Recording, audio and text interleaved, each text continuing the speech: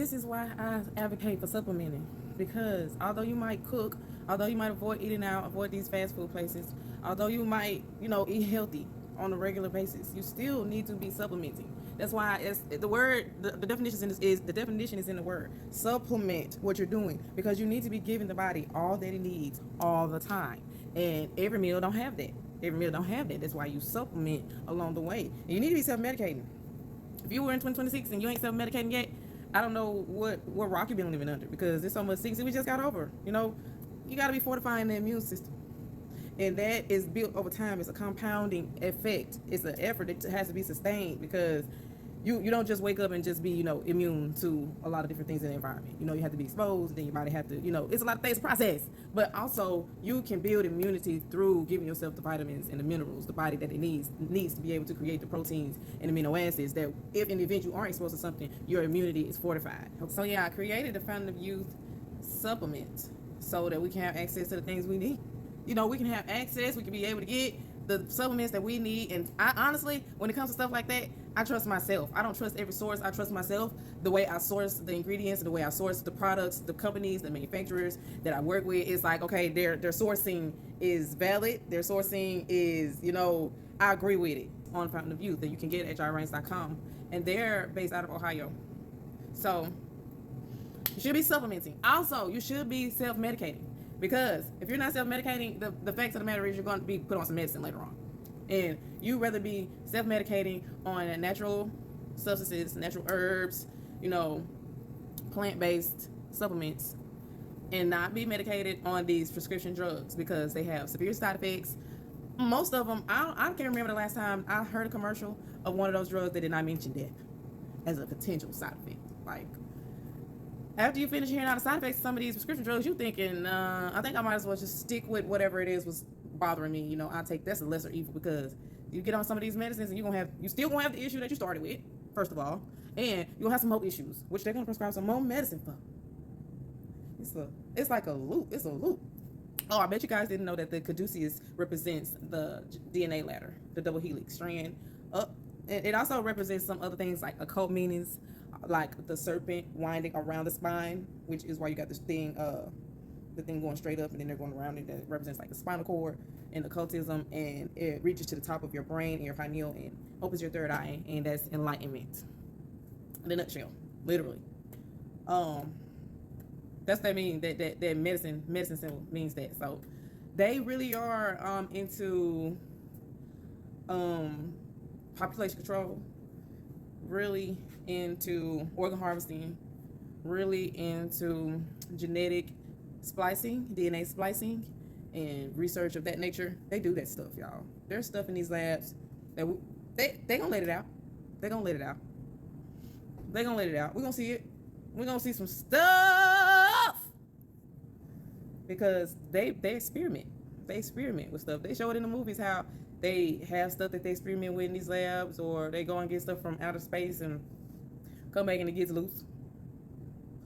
There's stuff from the old world that's still here with us, that's just putrefied. It can be dug up, and if, like, say for example, if they nuke certain places or something like that, they might wake up something. Those Godzilla movies and stuff like that, that ain't fiction.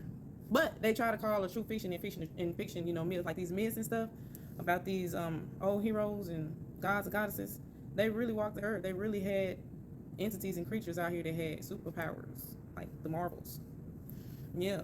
I mean, shoot, they create them in a lab, give these people these synthetic bodies, and they can create it to where you can supposedly upload your consciousness into a synthetic body. And yeah, the synthetic body have all these different type of abilities, just like it's described as the men of renown in the Bible, like doing stuff, because we are compatible with technology.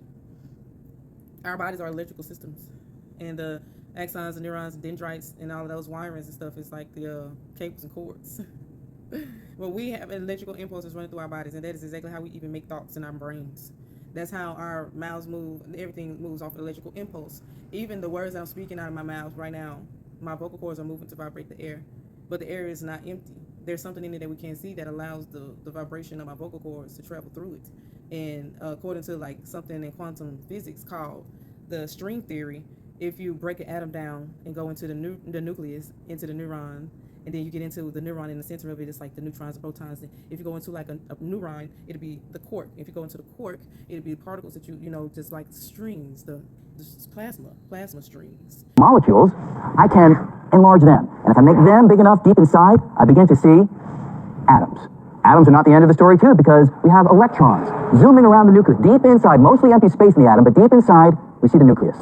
So if I grab that and magnify it, I see that the nucleus is itself made of particles, neutrons and protons. And if I grab one of the neutrons and magnify it, I find yet further particles, little tiny quarks inside. Now that is where the conventional ideas stop. String theory comes along and suggests that inside these particles there is something else. So if I take a little quark and I magnify it, conventional idea says there's nothing inside, but string theory says I'll find a little tiny filament, a little filament of energy, a little string-like filament. And just like the string on a violin, I pluck it and it vibrates, creates a little musical note that I can hear. The little strings in string theory, when they vibrate, they don't produce musical notes, they produce the particles themselves. So a quark is nothing but a string vibrating in one pattern. An electron is nothing but a string vibrating in a different pattern. A neutrino, nothing but a string vibrating in a different pattern still. So if I take all of this back together, I have my ordinary orange, and if these ideas are right, they are speculative, but if they are right, deep inside the orange or any other piece of matter, there's nothing but a dancing, vibrating cosmic symphony of strings. That's the basic idea of string theory. And that is what's vibrating in the air that's carrying the sound of my voice into your ear. Now, when it hits your ear, there's the eardrum, of course, then there's bones inside your ear and fluid actually inside your ear and little hair cilia that when the vibration travels through the air and hits that liquid in your ear, it touches the hair cilia that's attached to like the nerves in your ear and travels to the brain and transfers the sound. And okay, boom, your brain interprets what's being said though. And your consciousness, your awareness is what colors it and gives it perception. So everybody that's hearing this message is not going to hear it the same way. Everybody that's hearing me and seeing me is not going to see me the same way, because we all have our own perception, the way we color things through our consciousness and awareness. And that is what creates the environment, because our consciousness communicates with those small strings in the empty space through our aura. And it's not just our consciousness, it's our thoughts, our emotions, our words, and our feelings, in the actions that we take. All communicate with the ethers that surround us through our aura and through our physical body, which is like the interface or the remote control, you would say, in this matrix, this game of life. Clock it!